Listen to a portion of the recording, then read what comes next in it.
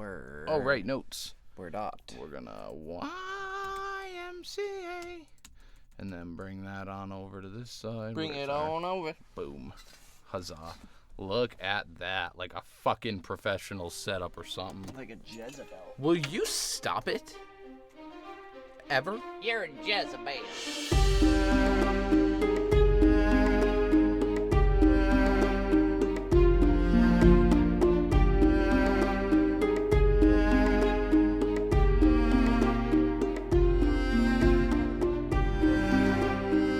Hey everybody, and welcome to another episode of Brotherhood Without Manners, your favorite full spoiler reread podcast of George R.R. Martin's A Song of Ice and Fire series. As always, I'm your host, Zach.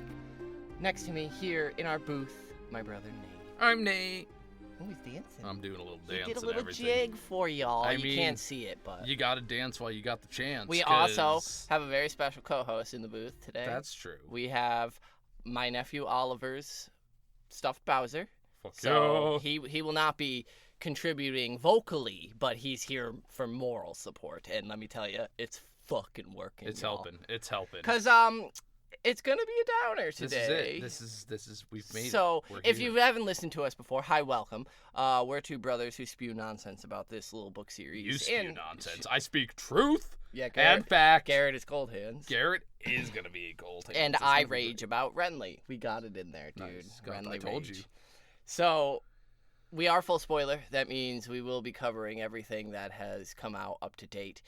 Up to and including, we'd say, probably the Winds of Winter sample chapters. So, you know, if not often they come up, but we do discuss them and their themes as well, included in our discussion. I don't anticipate it coming up today. Maybe some mercy. They've but lost slight credence. I don't want to say that because of the fact that Martin's so deep into the. They're always subject to change. They're likely but to have changed. I like we get the kind of idea direction of where of- things yeah. are going. But any hoozle. We're not talking about the We're in Mercy the chapters. fucking we're like smack dab in the middle ish of A Storm of Swords, and it's been a ride, and now we're at the very end of the ride for Mama Stark. This is it.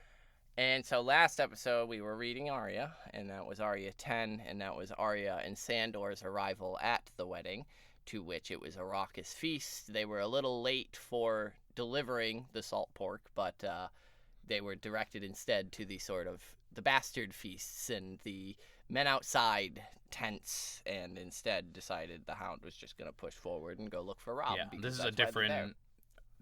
Already a veering there of the show and book. Oh, with yeah. the, Yeah. You know, they weren't allowed in. The feast is over. Are you daft? So last episode we had last cat episode, which would have been Catelyn 6, was Duskendale. Right, the arrival at the Twins, news of the burning of Winterfell and all that fun stuff. Right, Bruce Bolton had gotten there after they had their introductions with the Freys. And yep, Catelyn did some checking up on Rosalind Frey's health and perhaps potential childbearing capabilities, to which she was assured by the Maester. There were a few subtle nods of certain, perhaps, people that might not enjoy what's about to happen not being there, and so, yeah. Yeah, Grey Wind got set aside. In what's so fun is the way that Martin makes it seem like it's such a good idea. Yes, get rid of them. Don't put the Rosalind's family in front of their Robb. eyes. Yeah, definitely and done. It's separating them, and it's your downfall. So here we are, and also, just at the top of this, we will be doing a twofer. This is a twofer episode, which I'm sure is included in the title somewhere of this episode, but... He wouldn't know. He doesn't name them. So next, it will be immediately followed up by Arya 11, which is her... Arya 11. Lysa has some news. No, hey, that yes. was early. Arya is a succinct little chapter that puts the button on the Red Wedding, and so to make a whole 15-minute episode for it all of itself didn't really seem all that prudent. And also, forgive us if we kind of do speed through this chapter. I mean, it's all led to this, folks. Nate and I were just kind of discussing Right, it. so this is the culmination of 3 books worth of... This is the climax of these 3 books. This is what we've all been leading toward. The War of the Five Kings has progressed to this state to set up for this. We've been getting so many hints and omens, both metaphysically just through signs and portents, and then straight up clues of what's happening with certain movements that are happening in the background, with Roose Bolton slowly weakening Robb's army and letting some men be killed by the mountain and stranding them on opposite sides of the river, Right. and just all these little things that are showing the degradation of the Stark army. And here we are. And so it's there's not much speculation to be done in this one. It's all pretty fucking straightforward. And like most of you, we've listened and read and watched everything to do with Red Wedding, everything. And so really we're just going to be talking about the parts that drew our attention. Right. We don't want to beat a dead horse here. Yeah. What is there to say about the Red Wedding that hasn't been said? That said, it is a fantastically written chapter, immediately opening with our attention being drawn to the music. The drums that are pounding, and Catelyn's head with them, which immediately puts us in this toothache-like feeling of just the heartbeat in your head at all times. I don't want to be at this party, but I'm here. Music's screeching, but the drums drive them all out, and she thinks Walder's got to be deaf to call this music. But that's what the wordplay with George of no, Walder is trying to make everyone else deaf to the noises, at least until they're ready to spring their plot. But she's sipping wine and watching Jingle Bell dance, and it's just very interesting that the chapter both opens with Cat and Jingle Bell and then closes with a similar, very sad ending, because that is also what the ghost of Highheart foretold, was that she saw a wedding, but the drums were pounding, but the saddest was the bells. That's the saddest little sound, because as we know, Cat's gonna slit Jingle Bell's throat. Poor Jingle Bell. So outside, the rain is still falling, but inside it's all hot and cramped with people just crowded in here, and it's gross. Martin does a great job of painting this hot, claustrophobic atmosphere. Yep. Kat has the luck of being seated between Sir Ryman Frey and Roose Bolton, and she compares the scents of the two men, noting that Ryman has this sour, sweaty smell, while Roose has this unpleasant, sweet odor, which, Different people in my life, I can almost picture those smells and just how.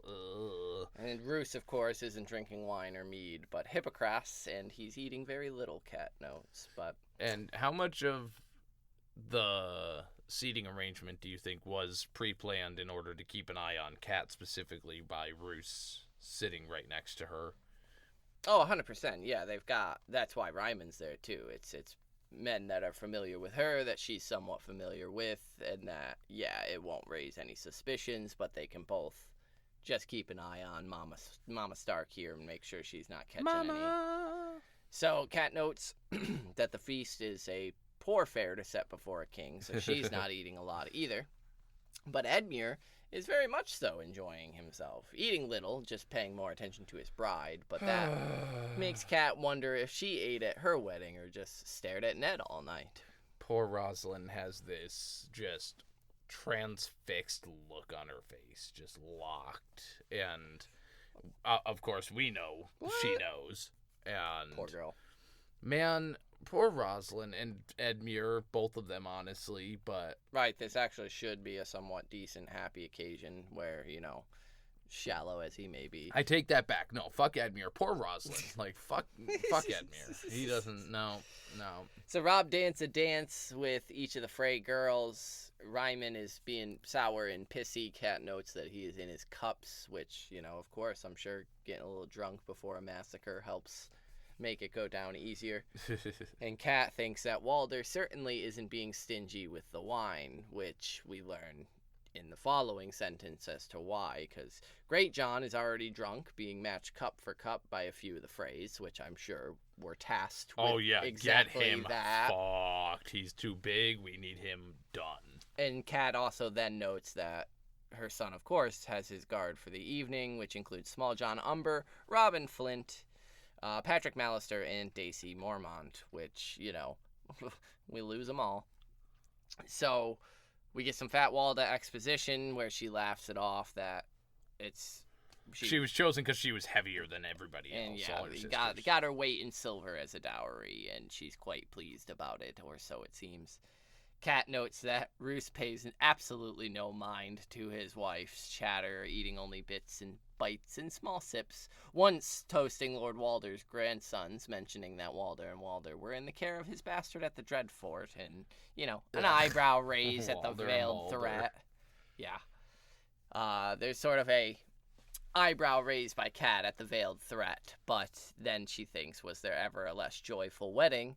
I love that line from her. Just, was there ever a right, like less everyone's joyful... just taking shots at each other. Yeah. Like everyone's fucking pissed. No one's actually happy in the spirit of a wedding. We're in the middle of a war. People are prisoners or captives or dead. And she thinks of Sansa and Tyrion, and again, every fucking relationship in Westeros is awful and disgusting. That's one of the safer ones for her children, where Tyrion isn't an abusive, monstrous piece of shit to Sansa in those moments. Right. It's not like, it's not good. It's not okay. Right, what happened to Sansa. But yeah, actually, the wedding wasn't terrible. It was actually worse for Tyrion, who got mocked more. They were lifting each other up. Right, 100%. They were sort of mutual in that regard, where it was not as terrible as this wedding is about to be. And so that's where she thinks next is at least we only have to endure this for a couple of hours. It's not going to be a long time. And then once we're done, we're fucking out of here. Robb will be off to his next battle, which he's sure to win, and she'll be off on her way to where was it she was being sent? Winterfell, wasn't it? No. She was being sent under Sir Mallister's care, I thought. Lord Mallister's care. I was pretty sure she was being sent elsewhere. Probably. Why didn't I put a note of that somewhere? Yeah, I don't recall. Easily can look that up. But it also, she notes that the heat and the smoke and the noise, all of it's starting to get to her. She's overstimulated. Some of the dogs are fighting over a piece of scrap, while Lord Fralder, what the fuck? Lord Fralder. Hell yeah, I like it, actually. Lord Walder watches on, which makes Cat wish that Greywind were here, but Walder outright forbade it, which made Robb furious, but he relented to appease the old crotchety cunt, of course. Because he was like, as long as I'm there, it's going to be fine. Yeah. It's going to be fine. So Umber beats Peter Pimple in some sort of drinking contest and begins to sing. Roose mutters something about a privy and scurries off. And the feast is roaring. People are coming and going. Cat notes the bastard feast in the next castle where Walder had sent all his other sons. Sounds like it's a good time in there. Which it seems people are stealing off to that one to check it out because it's probably that's a little where Leonardo more raucous. DiCaprio just went. Right. He's bringing Rose down to the bottom decks to have a sick-ass dance contest. So Robb, that's what the bastard's feast is. Robb comes in, plops down next to Cat, asking Sir Ryman where Oliver is, as he'd hoped to ask him to be his squire, but he's out of the castle for duties, and Ryman will offer no more on the subject. Get the children out. Yeah, right. And that Oliver was pretty loyal to Robb. Yeah. And so issue. He may Cat denies Robb a dance and has some words with Ryman about the singer Alexander, who isn't here either, who then Ryman leaves quickly because he's tired of Cat's bullshit questions about people that probably should be here but aren't. Yeah, he's worried about slipping up. Yeah.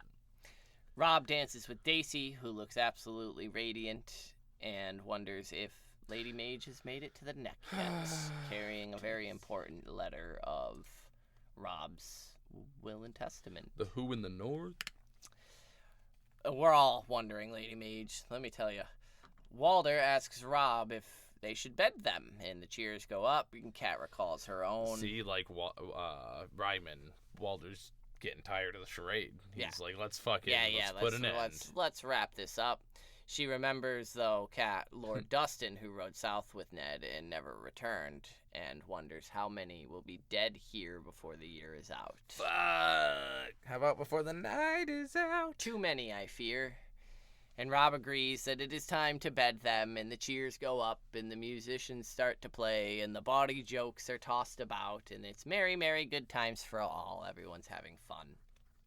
Edmure and Rosalind, of course, are the center of this storm, getting swept up. Poor Rosalind, stiff with terror, crying.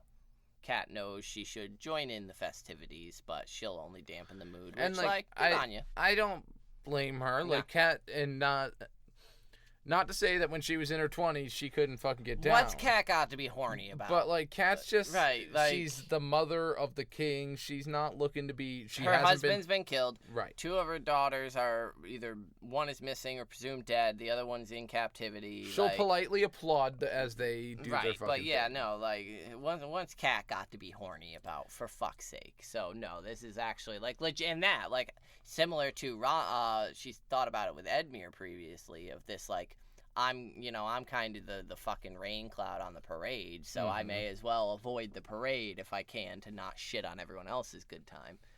But Robb also remains behind, as does Peter Pimple and Edwyn Frey, who is asleep, pretending, I think. I just want to call Peter Pimple Wormtail really badly, and I can't help it. Merritt Frey is drinking, Jingle Bell is dancing, Wyman Manderly is eating a leg of lamb, and Lord Walder, of course, perched above the vulture that he is. And Daisy goes to ask Edwyn Frey for a dance, and he wrenches away violently from her, saying he is done with dancing. And Cat's like, fucking done, what bitch. the fuck just happened there? What? Yeah. What?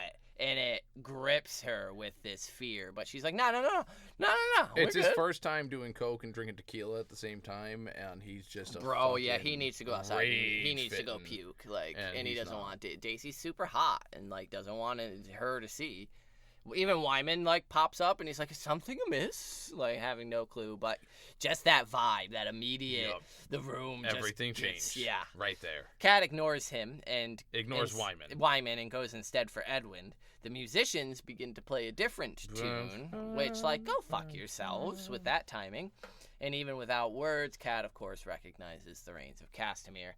She catches up to Edwyn and goes absolutely bone-chilling cold all over when she grabs him and feels the fucking armor underneath his sleeves. If this is your first read, this is the moment, if you've seen the show, where she sees Roose Bolton has the chainmail, but it's not Roose Bolton. Right. It's Edwyn that she catches here. Edwyn so hard she breaks his lip, and then it all comes crashing over her. Love that she hit him that fucking Oh, hard. yeah, absolutely. I wish it wasn't a slap. I wish it was a closed fist. She'd have knocked him the fuck down. Yeah, 100%. And then she has the realization, Oliver, Perwyn, Alexander, all absent. Rosalind weeping throughout the night. And Rosalind wept, I think, is actually one of the saddest lines in this chapter. Oof. And Rosalind wept. It's that girl was trying to warn us, as much as she could, in even if it wasn't a warning, for us, it was a warning for us. Rosalind fucking wept, and we were all just oh, it's a maiden thing. She's just got butterflies because she gets to marry a handsome Lord Edmure. No, motherfuckers, you're all gonna die. Fuck, man. I fucking hate this chapter. It's so good. And so they do. Edwyn shoves Cat aside. Robb sees and, of course, gets mad. Yo, it's my mom, bro. The fuck on my mom, bro. Don't talk about my mama, motherfucker. He moves to block his way, but staggers as a quarrel hits him in the side and then under the shoulder, and a second bolt takes him in the leg, and he falls. Up in the galley, half the musicians are now holding I really crossbows. like this in the way that Martin wrote it. In that, when she looks up, all of a sudden, all these people they are now standing with them, and it's just the whole flip of the chapter here is just a fun Cat turn. Gets hit hard in the small of her back and goes down screaming Robb's name.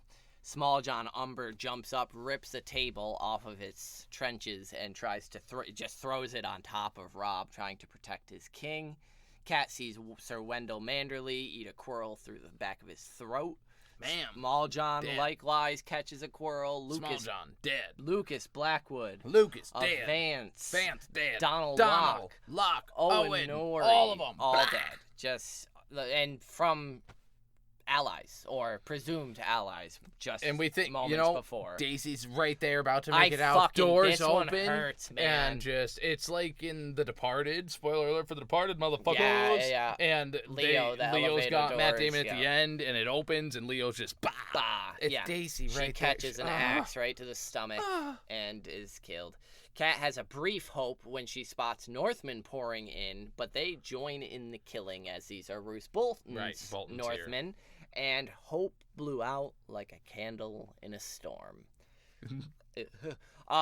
So that right there, I believe, is the true creation of Stoneheart in Cat's heart.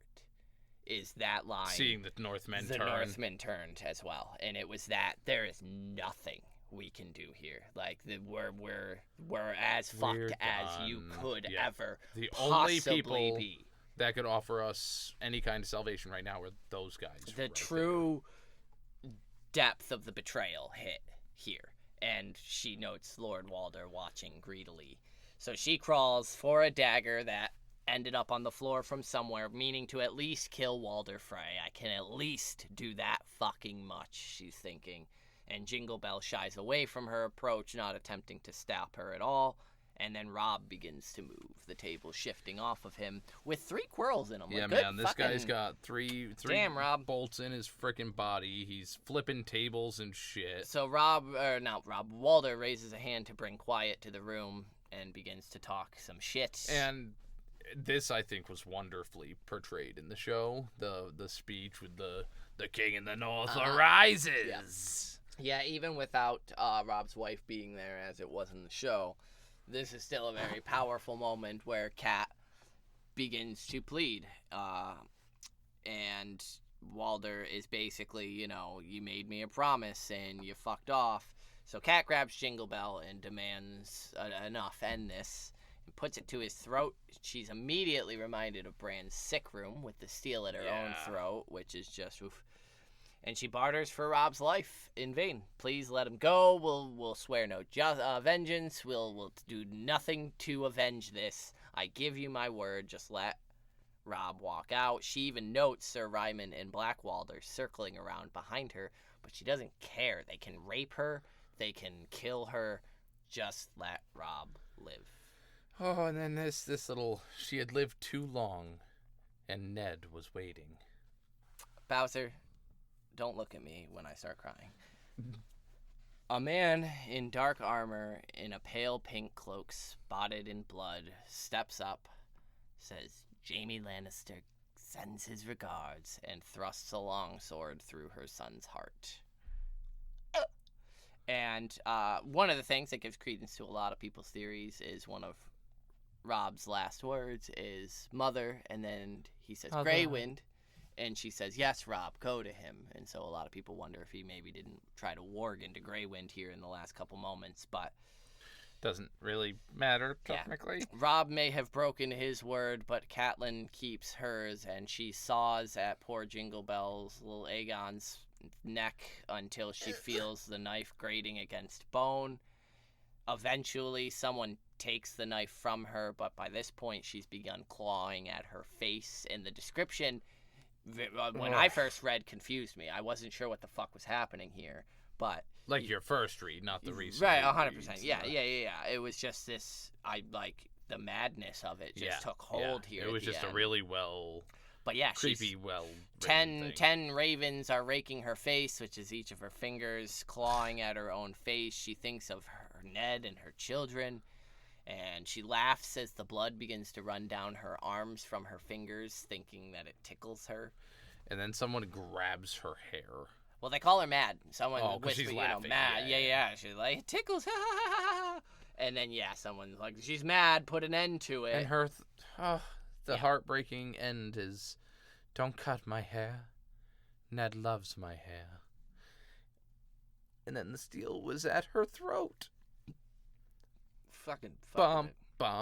And its bite was cold and red, I believe, is the last part of that line. I don't give a fuck. She's dead. All right, so that's that. I don't even want to do a breather. Let's just fucking go right into Arya, because, we'll do the 1-2 here. So, strap in. I know it's kind of a bumpy ride. Okay, here, but so Arya 11. Arya 11.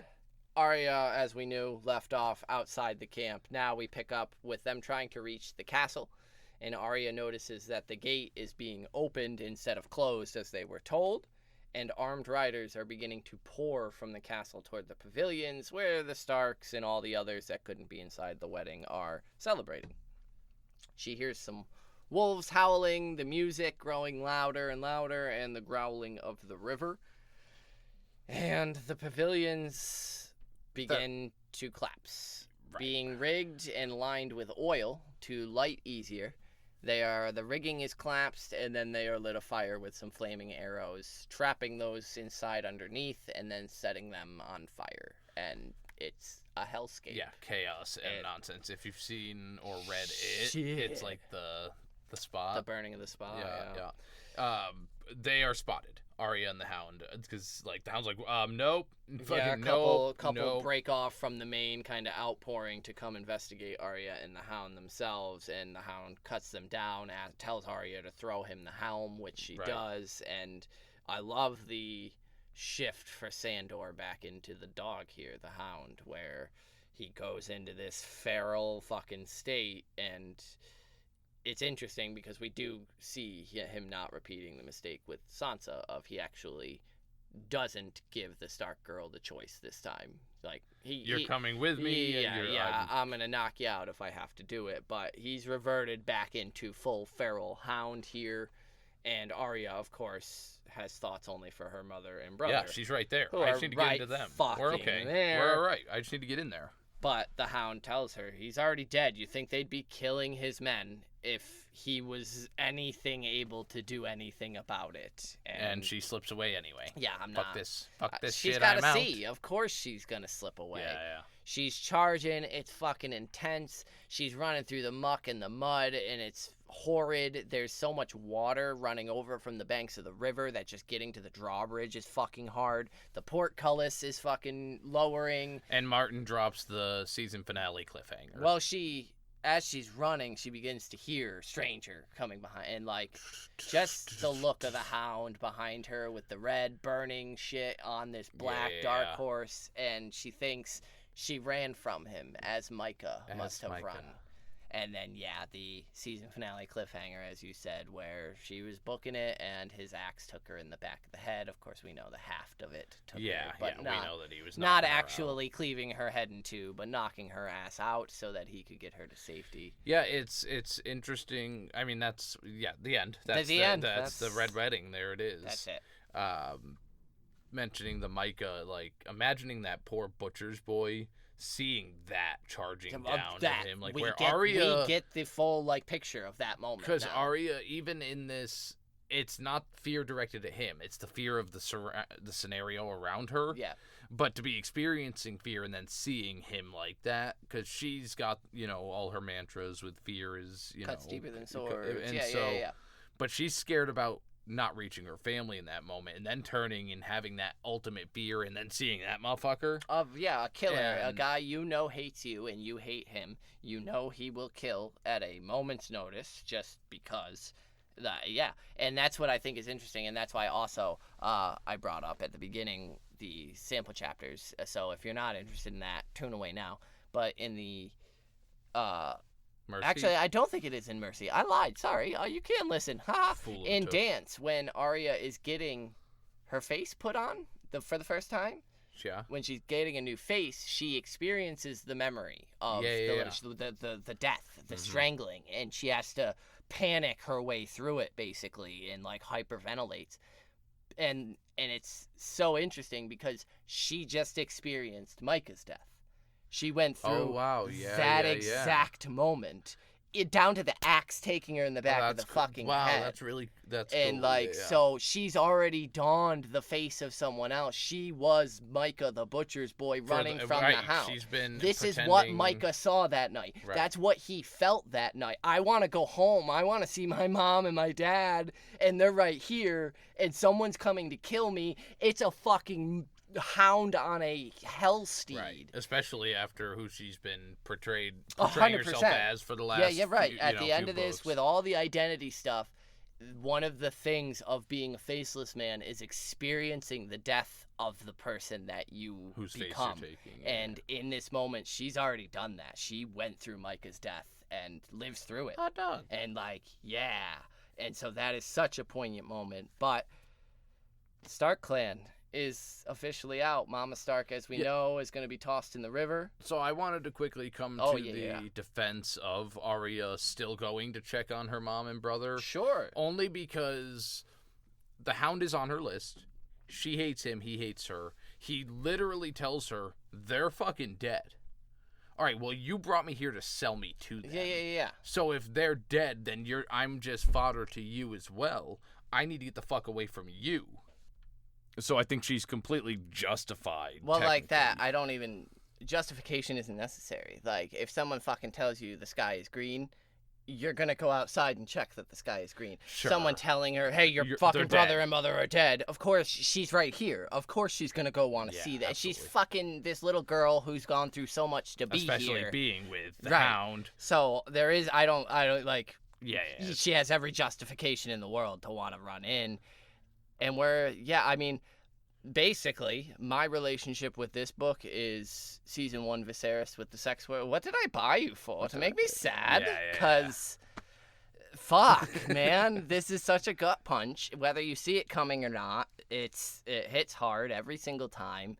The foreshadowing of it leading up to it is so heavy-handed, yet so well done and seated that it all makes sense in such horrible ways, and that's what's sort of fun about the Red Wedding, especially with when you realize Jingle Bell is what the ghost of Highheart was talking about with her prophecy of it, and Cat being the fish in the river, but when her eyes did open, oh, how I wept with terror.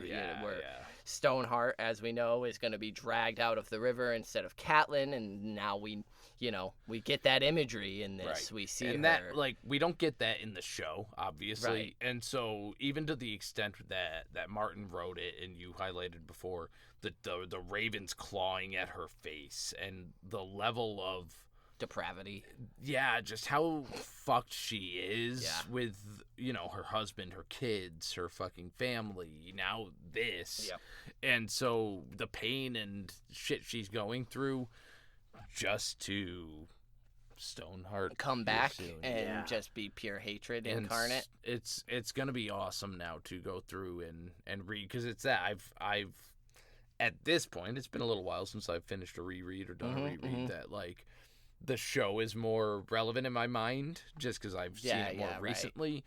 That fuck, I'm excited for anything Stoneheart. Yeah, we've kind of talked about it off recording, where this very much so, to me, is sort of the midpoint of the story. It's finishing up all the sort of beginning threads, and now we're heading more into the more current era end game scenarios. Right. We're going to start wrapping up this War of the Five Kings, moving next, LOL, to the Purple Wedding, and one of the worst moments of my life personally, just, as a person over in, is not, we don't, who?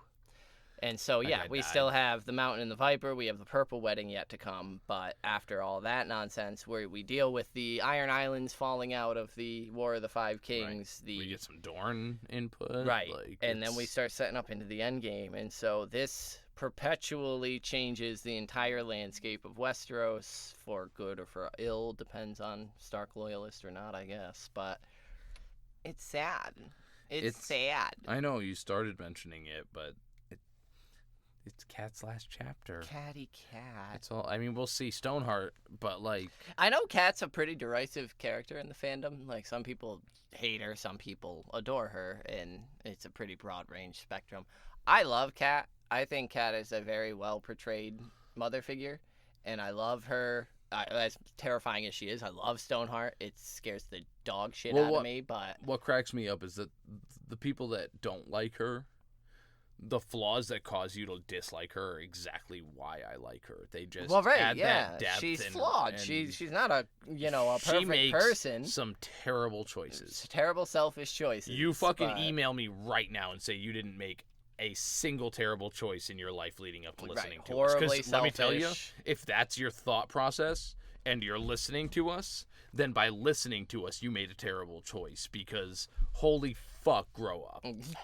Yeah, this is just her recollecting hers and Ned's children, all of them being gone. She truly has nothing at these last moments of her life. It is such a dark ending for such a decently good person. I mean, her relationship with Jon Snow aside. Again, she made mistakes, but of she course, didn't inherently do anything. She wasn't evil, I vying would for say, power. She was at any trying to point. raise her children to be good, decent little lords and ladies as per the realm. She loved her husband, not at first, but they came to love each other and make a solid family.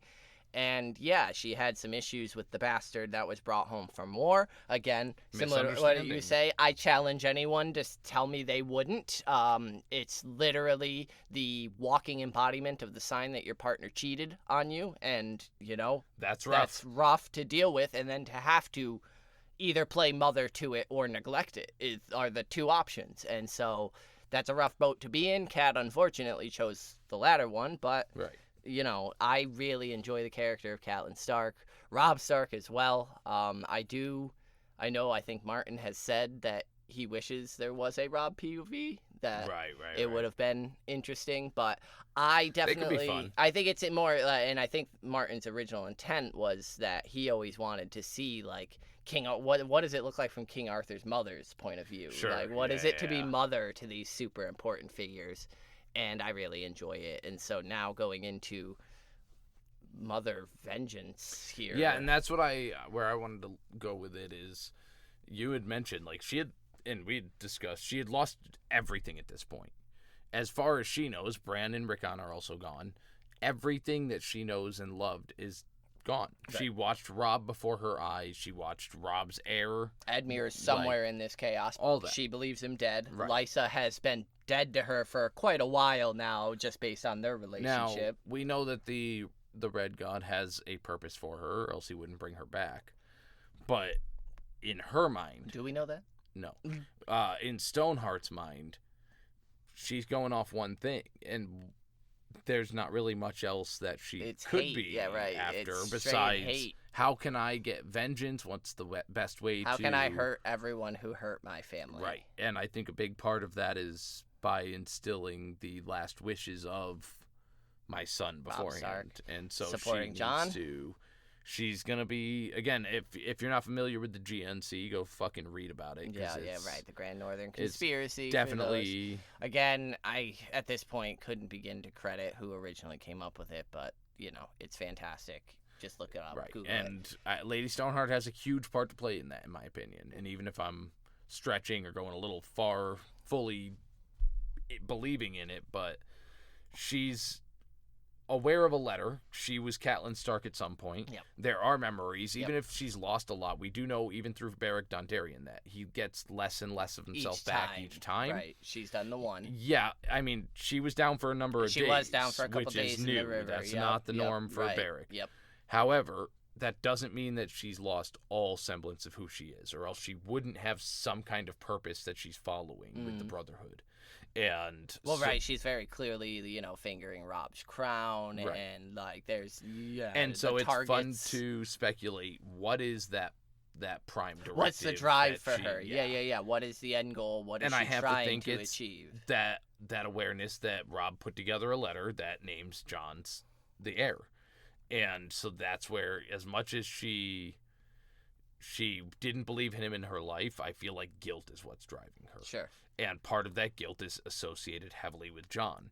And I need to make sure that Robb's wishes, who I failed him, I feel guilt over getting him killed, regardless of whether that's true or not. Right, yeah. I need to make it up to him by getting his last wish fulfilled. Not that I'm happy about it, right? But I also scorned this poor fucking bastard his over brother, here, who Robb considered a brother and loved as a brother. And so we're gonna.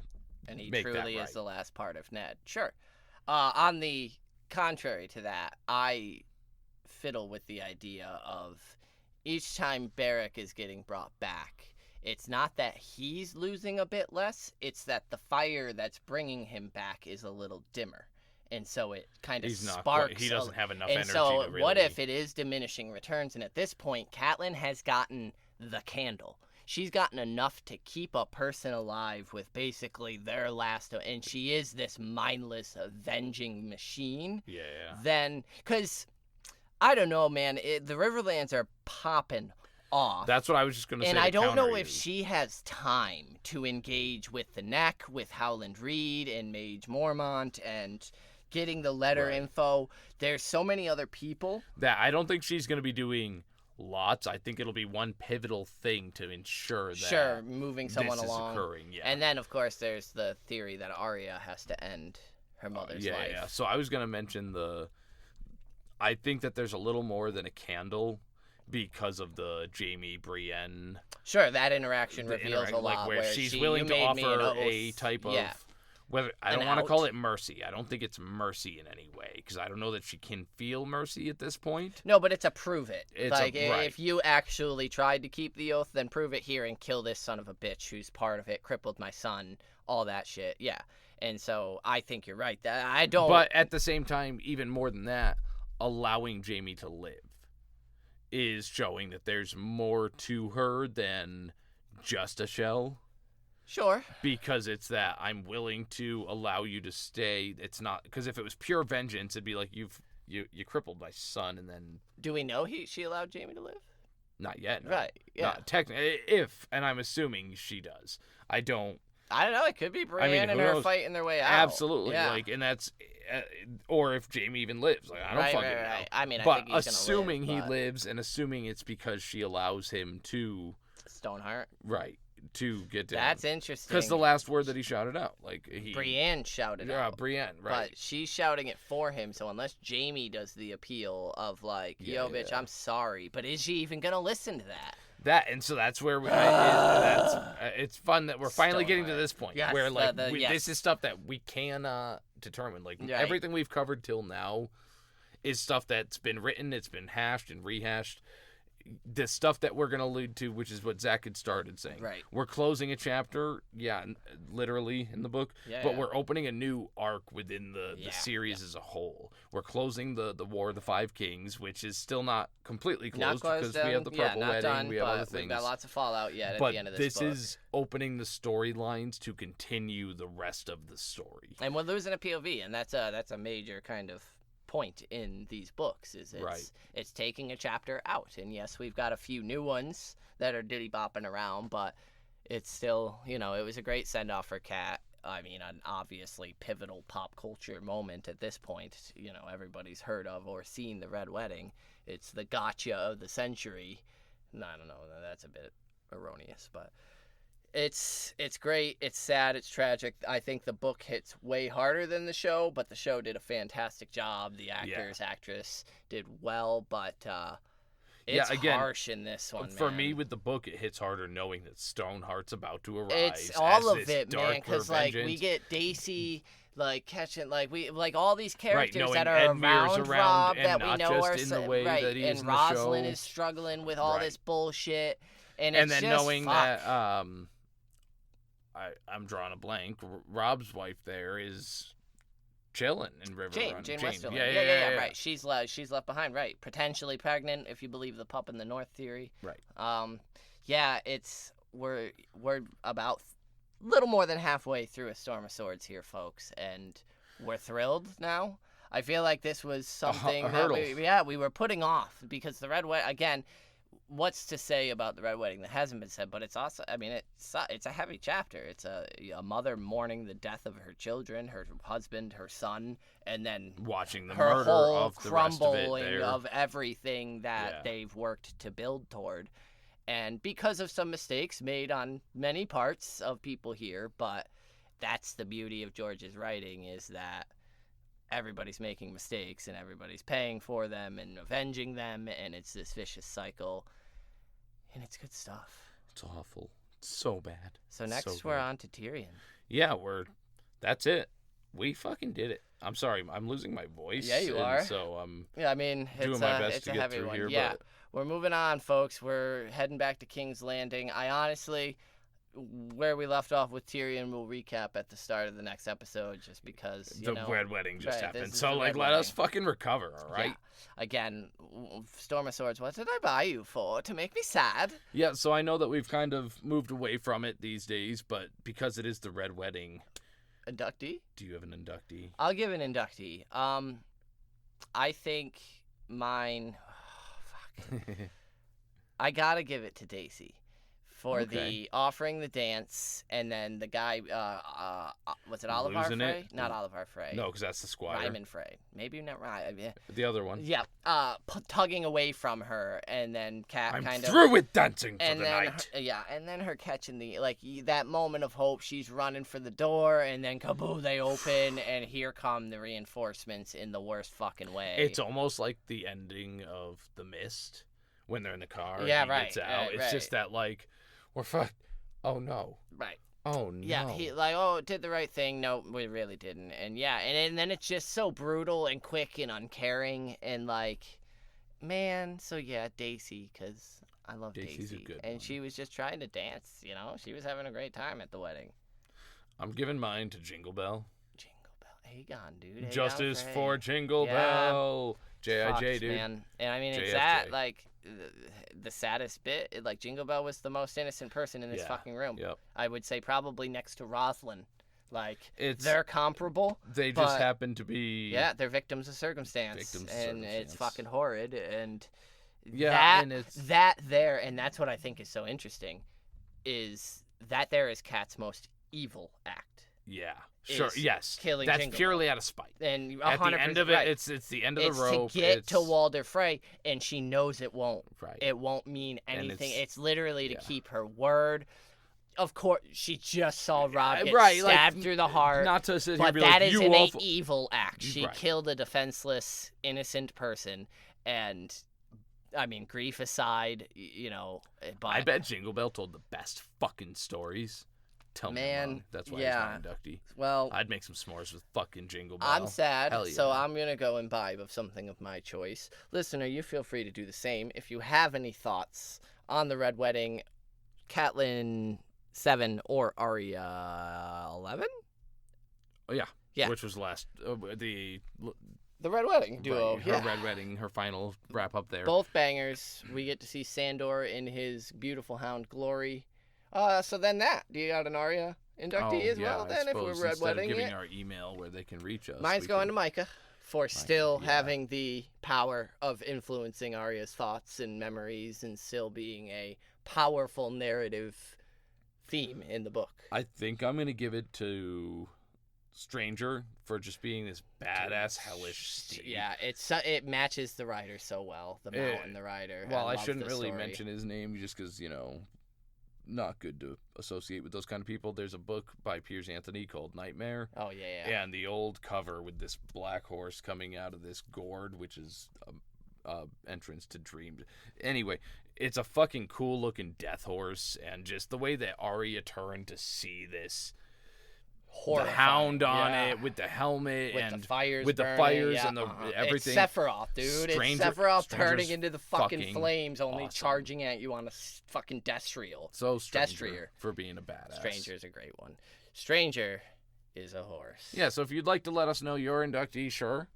We are definitely wanting to hear whatever you have to say, any questions. Yeah, We're Red also Wedding reading special. Tyrion 6 next. Yeah. And If you want to reach us, you can do so at our Gmail. Yes. Without Manners Brotherhood at gmail.com. And yeah, I think that about does it for Catelyn and Arya. The Red Wedding. We'll be catching up with Arya again, thankfully. Right, as right, we know she's she's still- not dead. Right, she's got a lot of shit to fake do out. still. And Well, then... she's got a dream Nymeria pulling her Mama Stark out of the water. Yeah. So, now we actually can do the Mama Stark do because she's a swimming do She's do basically do. a shark. She's a fish. Got it. Well, I guess with that, R.I.P. Cat and Valar de Harris. Peace.